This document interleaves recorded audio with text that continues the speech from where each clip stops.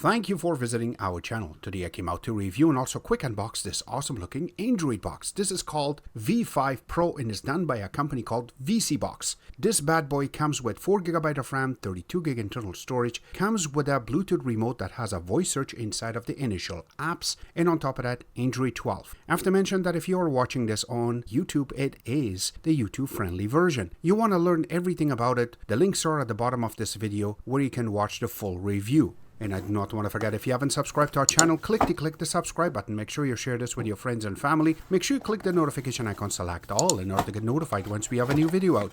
On top of that, if you have a question, drop them at the bottom of the video. We'll have to help you out ASAP. And don't forget to click the like button. It really motivates us to make these type of videos quickly with a little more detail every time. In here are all the components that are part of the box. It comes with this user manual. You can see the name is there. The model number is also indicated and also says instructions on this, and it's colorful. Now once you open it, you're going to see general introduction and then key features, specifications, what's included in this package, which we're going to cover. Also how you're going to be able to connect it. There's a diagram, basic setup. Also when you connect in for very first time, what will happen. And if you look on the other side, it has their welcome screen. And then at the back, you have the official website, which you can use your phone and you can scan this QR code in order to learn more about it. Once you go to the other side of it, you're also going to see some more information on how you will be able to connect it to the Wi-Fi or LAN connection, and then their main screen, how it really looks, and some troubleshooting steps. And if you ever have problem with buffering, there are some tips, but that's about it. It does come with a power adapter, which is inside of a little plastic. This one is 5 volt 2 amps. It is created for Canada and United States, and the connector that goes into the box. It does come with an HDMI cable, doesn't have much marking on it. It also comes with an antenna, which we're going to connect to the box, so it is detachable. You can switch it to even get a bigger one for better signal, but this is good enough for now. It does come with a remote, which is inside of a little Ziploc. And once you take it out, this is how it really looks. So I really like how they have managed to have the two power buttons separately, and it's not mixed like some other companies that they're mixing it up and they will have problems. So you can see that this is for TV, so you can set up the power, the source, the volume down and volume up button, which is perfect. And the instruction is in the back on how you will be able to pair it with your TV. This is power for the box, and then you have the static mouse button. You have full numeric buttons in the bottom. Then you do have the favorite button and also last and delete button there. Menu button, return, navigation key with the OK in the middle. You also have the EPG button and the info right underneath of it. Then you do have the subtitle button, you have the home button and audio. Right underneath of that, you have the volume up and down. You have the voice button. Yes, this is Bluetooth and it will work. But you can also use it as an IR, then that will not work. So make sure you connect it as Bluetooth in order to use the mic button. You have the mute. You have the channel up and down, and also this is going to work if you're inside of a browser. You can go page up and down. The colored buttons, underneath of it, you have 4 different buttons for the special apps. Now the apps are there, but we're not going to cover it. And then you have their logo, which is really cool. I like that little design that they brought in the bottom. And once you go to the front, you have the IR, which is really cool.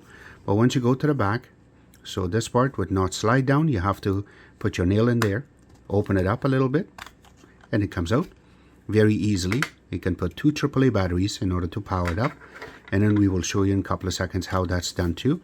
But once you put the batteries, you close, and that's it. See, now it's really closed.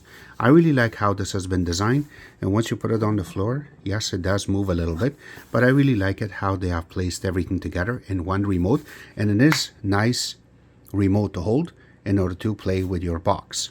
And the last part is the actual box sitting inside a little plastic so it doesn't get scratched up. But once you take it out, this is how the box really looks. I really like how they have managed to do more customization with this box itself. And let's go around and check it out to see what's involved in it. So I really like that how they have brought this little cut going down and then to the side. And their name is also written really nicely on the top part of it. It's black on black. I really like that. And they have that little cut to go down.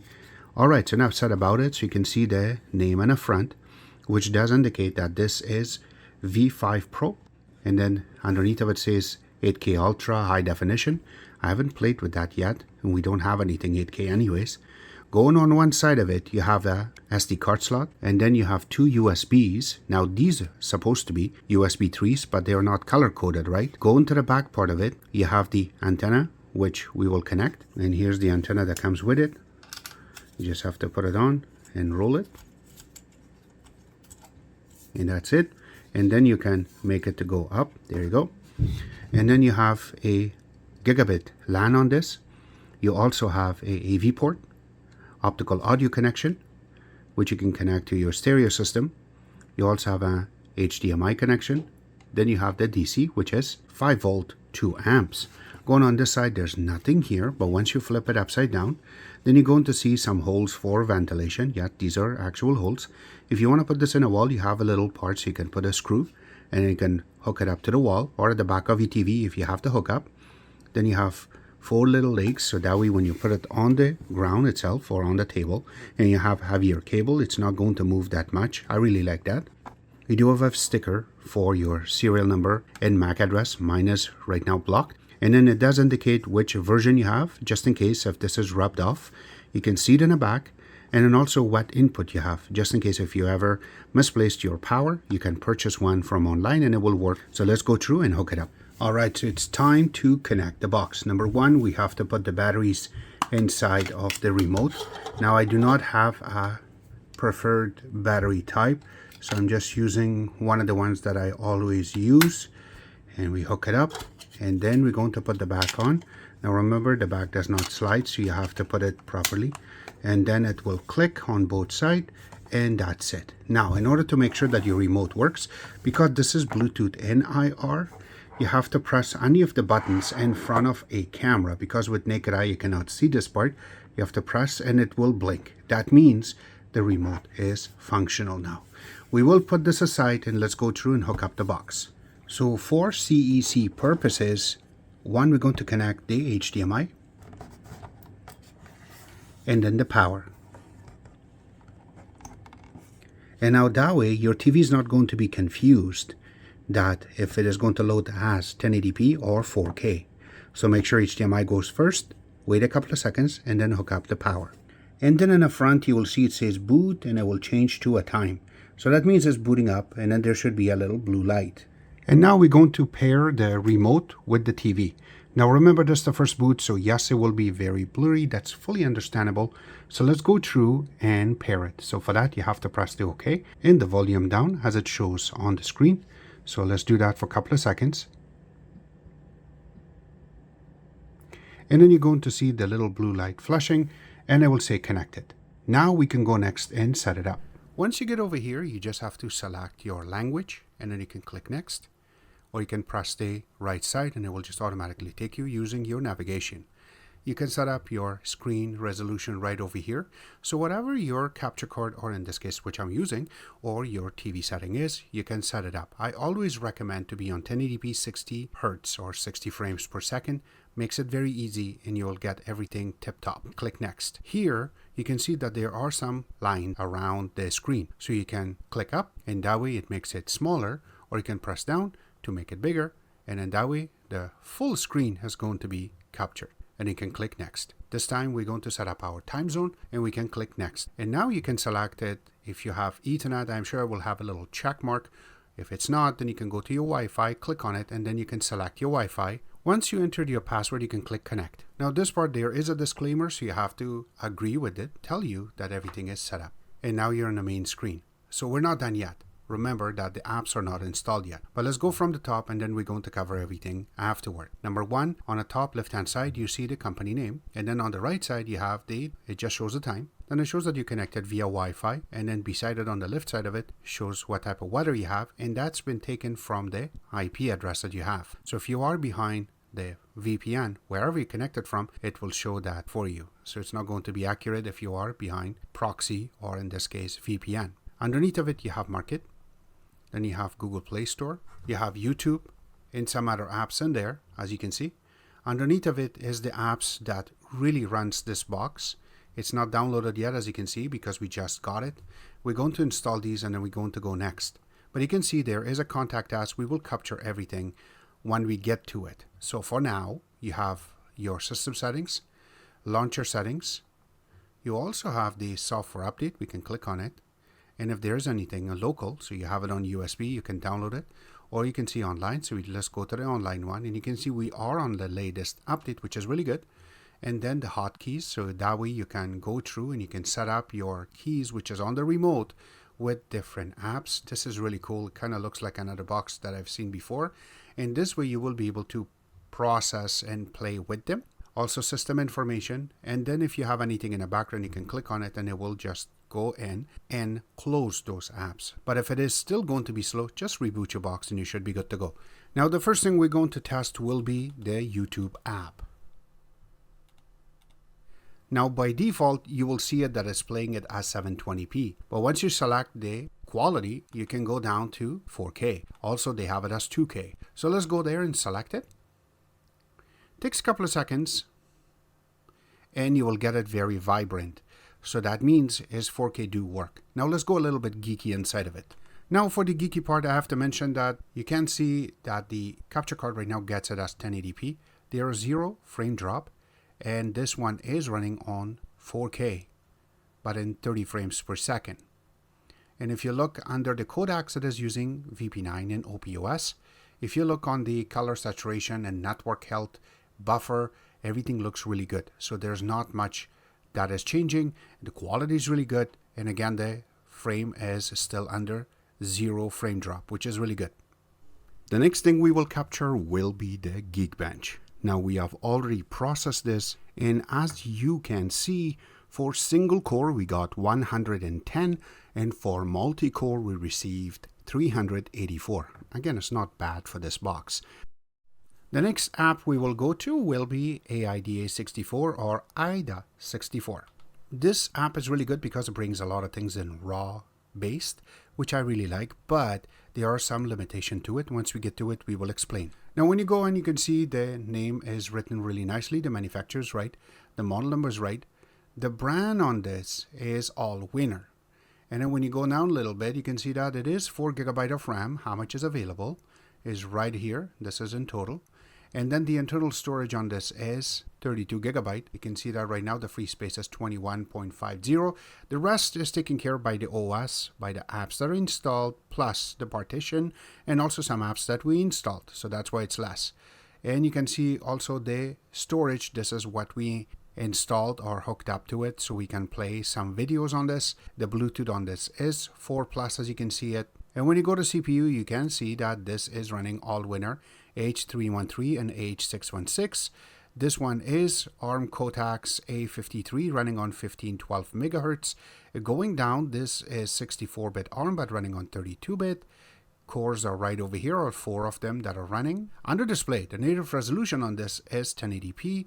The GPU on this is Mali G31, which is a single core processor running on 60 Hz, landscape mode, and the OpenGL on this is 3.2, which means if you want to play some games on it, will work perfectly. Now under network, what we are looking for is the 5G band. Right over here says supported. Under Android version on this is 12, which is called Snowcone, and the API level and the rest is right over here that you're looking for. This is some information for the Mali G31, which is their GPU integrated. Some of the information is right over here, how they have been set up. But if I have to go to terminal or sensor, they're both of them been disabled. Now if I have to go under codecs is where you want to see everything. So all of the codecs that you need to play with in 2024 and going towards 2025 are all over here. The only thing that is missing is the AV1, which that one is part of AM Logic, and these guys are using Allwinner chipset. So you can see everything is here what you are looking for. The next thing we will launch will be VLC.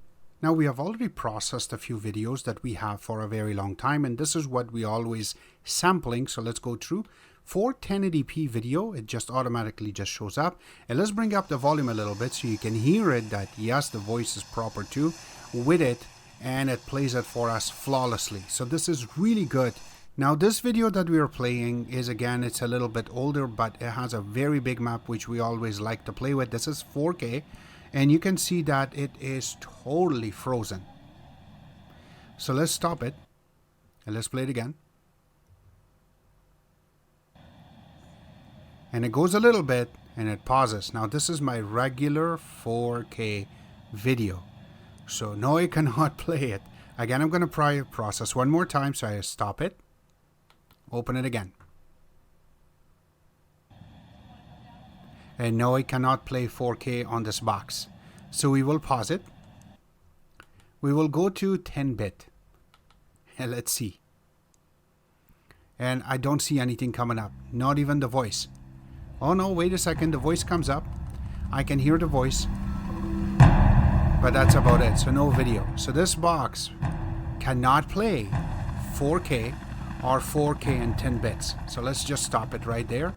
And that way we don't have to worry about it. Did you see the flicker? So that means that this chipset is Allwinner. So it cannot play 4K in 10 bits. The next thing we will go to will be Contact Us. So they have a little app for it. When you open it, this is what you're going to see. Yes, they have QR codes. So it doesn't matter if you want to get a hold of them for the updates or what's going to be new or news through Telegram. If you want to go to their website, you can just scan this. Only thing that I noticed is it says .com. I thought it was .co, just to be on a safe side. And then it also says WhatsApp. So if you need support, something doesn't work on the box and you need assistance, you can scan this and go on your phone and just talk to them, and I'm sure it will work. And that's about it. The next step will be the speed test. Now, right now, what we are trying to process is going to be Wi-Fi. And it is, we're connected to Wi-Fi 6, but it is getting all the information, as you can see, from Wi-Fi 6. This is Wi-Fi 5 on this box. Let's see how good of a number it will bring up for us. There are some parts that I'm going to block since we do not need to know. But you can see that my ping is very less and my download rate right now is on 416 on Wi-Fi. And my upload rate is on 100 and almost 55. Let's see what number I will stuck on. 156 for my download. And you can see right underneath of it that even 8K is possible with the speed, which is really good again. Let's go ahead and connect to LAN. Now for that, I'm going to show right over here. As you can see, I'm connected via Wi-Fi right now. Let's change it to LAN. So there you go. Now I'm connected via LAN connection, which is really good. So now let's go back to Analytics and process it again. As you can see, it is running right now. And let's see how good of an internet speed I'm getting. So it's not that bad. It's a little bit better. And now it's getting really good. So now we're getting a way better number than before, because this is a gigabit LAN and we're connected really good. So now we're getting about 863 megabits of download and about roughly 151 megabits for our upload rate. This is a really good number when you look on your speed test. All the links will be available at the bottom of the video, except that this was our take. I hope you guys like our video. If you do like it, click the like button, subscribe button on the top, comment on the bottom. Always remember to visit our own website, which is exitex.info. Like us on Facebook, follow us on Twitter, Instagram, and other social networking places. And thank you.